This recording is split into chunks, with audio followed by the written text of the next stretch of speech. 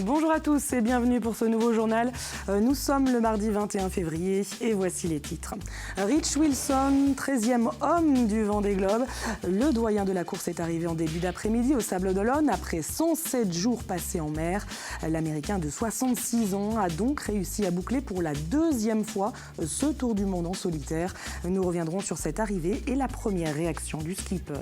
Avec plus de 60 000 oiseaux d'eau et de nombreuses espèces de poissons, le Marais breton, la baie de Bourgneuf, l'île de Noirmoutier et la forêt de Mont viennent d'être classés site Ramsar, une reconnaissance internationale des zones humides.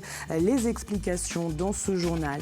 Et puis suite de notre série autour de l'agriculture, une série que nous vous proposons tout au long de cette semaine dans le cadre de l'ouverture du salon de l'agriculture. Aujourd'hui, nous nous intéresserons au réseau La Ruche qui dit oui, un site internet qui met en relation directe consommateurs et producteurs. Après Alan Roura, le Benjamin de la course, ce lundi, c'est le doyen qui est arrivé ce mardi.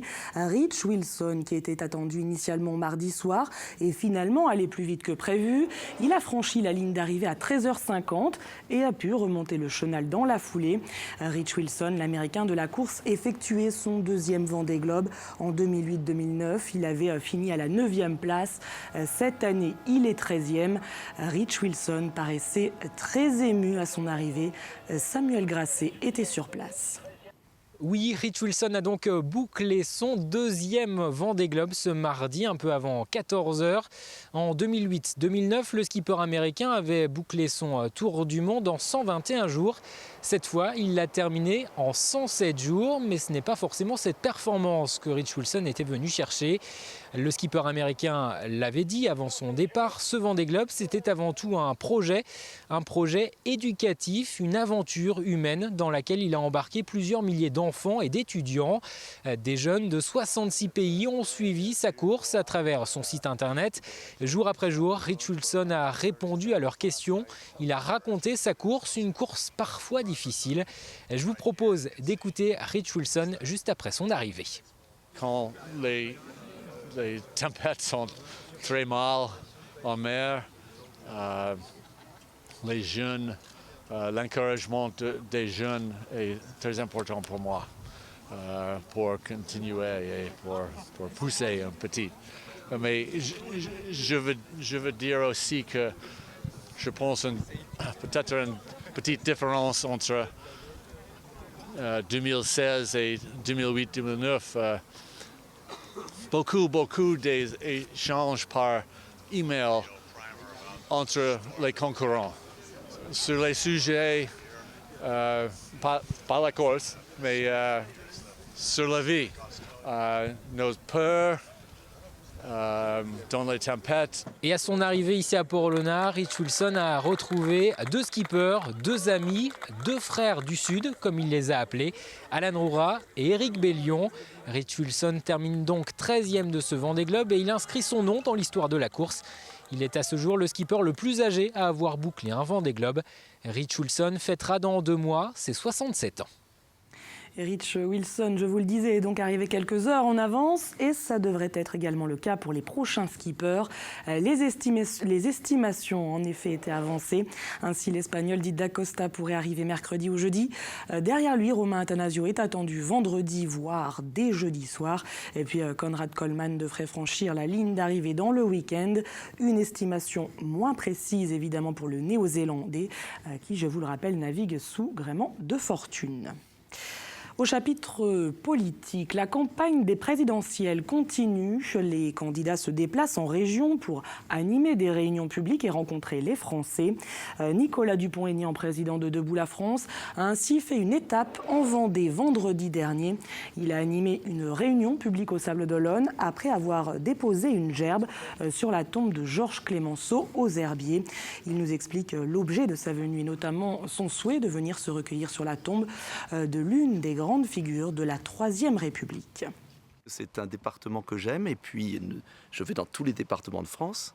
Et puis je voulais venir sur la tombe de Clemenceau parce que je me souviens toujours de cette phrase du Kaiser Guillaume II qui disait « Nous avons perdu la guerre à cause d'une seule raison, Clemenceau ». Donc Clemenceau, c'est le père la victoire. C'est celui qui a sauvé la France en 14-18. Et à ce titre, quelles que soient les divergences politiques, il est important de lui rendre hommage. Et je vous rappelle que le premier tour de l'élection présidentielle se tiendra le dimanche 23 avril. Le second tour aura lieu le dimanche 7 mai. On ouvre à présent une page environnement. Je vous le disais en titre, le Marais breton, la baie de Bourgneuf, l'île de Noirmoutier et la forêt de Mont viennent d'être classés sites Ramsar, acquérant ainsi un statut de zone humide d'importance internationale. La convention de Ramsar, du nom de la ville iranienne où elle a été ratifiée, est le plus ancien de tous les accords mondiaux sur l'environnement. Avec donc ce nouveau milieu naturel vendéen, cela porte à 45 le nombre de sites Ramsar en France et c'est l'unique en Vendée. Les explications de Pierre Dalicieux. L'île de Noirmoutier ainsi que le Marais breton, la baie de Bourgneuf et la forêt de Mont sont désormais labellisés Ramsar, zone humide d'importance internationale, au même titre désormais que la baie du Mont-Saint-Michel ou encore la Camargue pour la France et des sites au Congo, au Mexique ou en Australie pour l'étranger. On rentre dans une grande famille de zones humides labellisées sur le plan international. Toutes ne le sont pas encore. Au niveau français, nous sommes la 45e zone aujourd'hui qui est labellisée. Et il y en a encore un certain nombre d'autres sur lesquelles le travail doit être accompli pour que la labellisation soit possible. Mais oui, ça devrait nous permettre, en tous les cas, c'est ce qu'on espère, faire du partage d'informations, du partage d'expériences pour mieux assumer la responsabilité environnementale qui est la nôtre. En tout, 57 000 hectares déjà labellisés sites Natura 2000 sont concernés. Pour obtenir ce label Ramsar, il faut remplir au moins un des 9 critères écologiques justifiant leur importance internationale. Cette zone en remplit 8, avec notamment 45 000 oiseaux présents sur le site, ainsi que des espèces menacées. On a notamment un territoire qui est intéressant pour l'anguille d'Europe, qui est une espèce en voie d'extinction. Voilà, des espèces rares et menacées, le campagnol amphibie là, qui est un petit rongeur aquatique qui est présent derrière nous sur la réserve naturelle régionale du Polder de Sébastopol, un certain nombre d'oiseaux également protégés, la gorge bleue à miroir, voilà, c'est la richesse en espèces biologiques qui fait qu'on remplit la majorité des critères Ramsar. Ce label vient également récompenser le travail de l'homme sur ce territoire, car au fil des siècles, c'est bien l'intervention humaine qui a façonné et conservé certains de ces paysages. C'est une vieille histoire entre l'homme et puis le paysage, et puis sa biodiversité. Et c'est le travail qu'on fait encore aujourd'hui qui le maintient et qui le préserve en partie. Ouais. Ce label est plus symbolique et n'impose rien sur les zones labellisées. Il peut néanmoins rendre la zone éligible à l'indemnité compensatrice de handicap naturel pour les exploitants agricoles qui y travaillent. Un dossier actuellement à l'étude au sein du ministère de l'Agriculture. Et puis parmi les autres sites vendéens protégés, il y a la baie de l'Aiguillon. Classée réserve naturelle nationale, la baie fait désormais partie d'un programme de financement dont le but est de restaurer ce milieu naturel. 2 300 000 € ont ainsi été alloués pour la période 2016 à 2020. Son nom, Life Baie de l'Aiguillon, un programme qui permettra notamment d'accroître les surfaces d'accueil des oiseaux. Et les oiseaux, justement, étaient à l'honneur ce week-end aux Herbiers. Le parc des expositions accueillait en effet une bourse aux oiseaux. 112 exposants étaient présents pour environ 2000 volatiles. Mais cet événement a été quelque peu perturbé par la grippe aviaire, l'épidémie qui sévit depuis quelques mois sur le territoire français, notamment dans les Landes, où tous les canards d'élevage vont être abattus. Les canards qui ont par ailleurs été interdits de séjour à la bourse aux oiseaux. C'est ce que nous explique le président du Canary Club, Herbreté, organisateur de l'événement.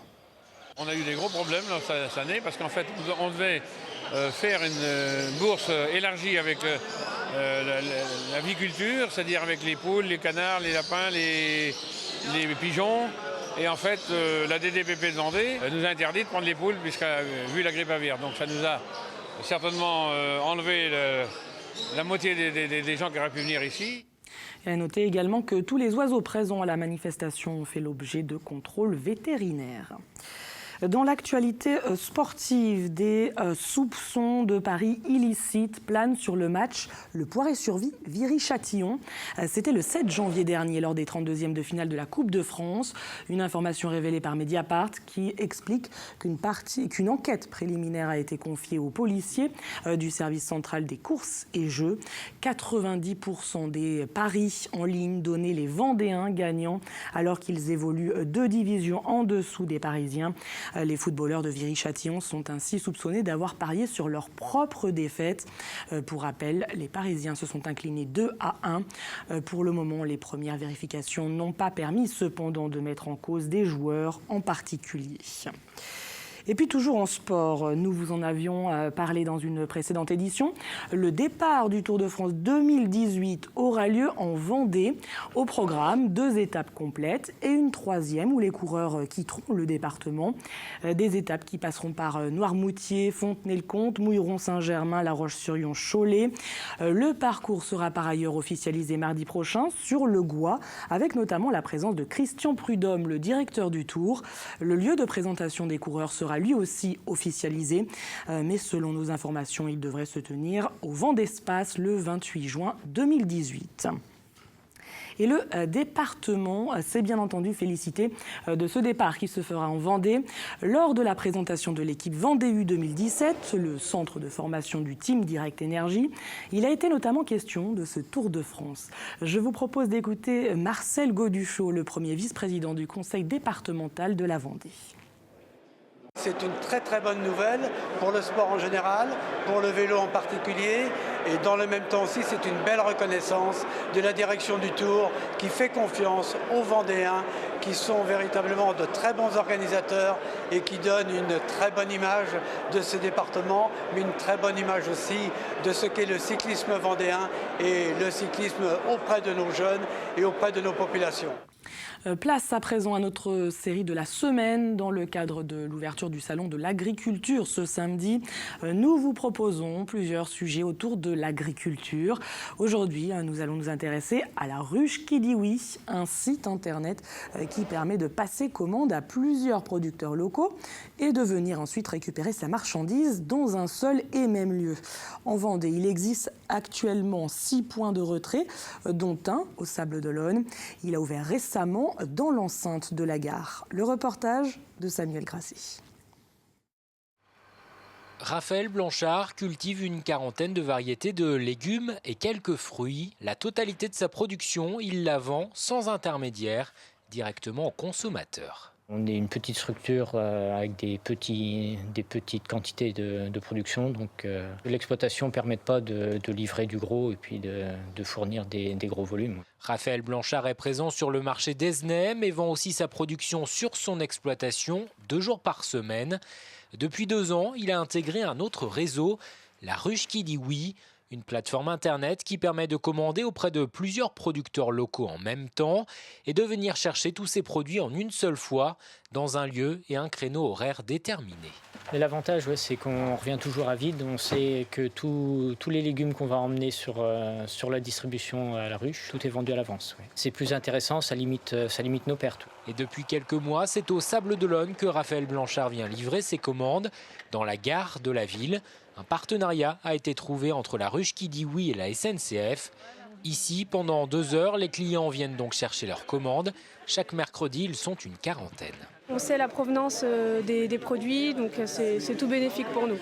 Le tarif n'est pas forcément plus élevé qu'en supermarché ou que dans d'autres marchés, donc même le budget est respecté. Ce système a un coût tout de même pour les producteurs. 16% de leur chiffre d'affaires est reversé au site internet et aux responsables de la ruche. Tous ces transits d'argent entre nos poches de consommateurs et la poche du producteur, il faut bien le réguler. Et inversement, puisque si le producteur n'a pas apporté le produit qui correspond, le consommateur est remboursé. Donc il faut bien des gens derrière ça. Le département a compté jusqu'à une dizaine de ruches en activité. Aujourd'hui, 6 sont en fonctionnement et leurs responsables aimeraient les développer. Mais ils doivent faire face au manque de producteurs, notamment de lait ou de viande. Ils sont un petit peu pris par des crédits et tout ça. Ils n'ont pas d'infrastructure pour pouvoir faire de la vente directe sur place. Il faudrait qu'ils se rassemblent peut-être tous les uns les autres, quoi. Je pense qu'il y a une clientèle maintenant qui est demandeuse. Les membres des ruches appellent donc à repenser le lien entre producteurs et consommateurs. Selon une récente étude, plus de 70% de la viande, des fruits ou des légumes restent achetés dans les supermarchés. Avant de se quitter, jetons un coup d'œil aux prévisions météo. Ce mercredi, pas de changement. Le ciel reste nuageux sur l'ensemble du département. Quelques pluies sont possibles le matin comme l'après-midi. Côté Mercure, comptez 13 degrés au maximum de la journée.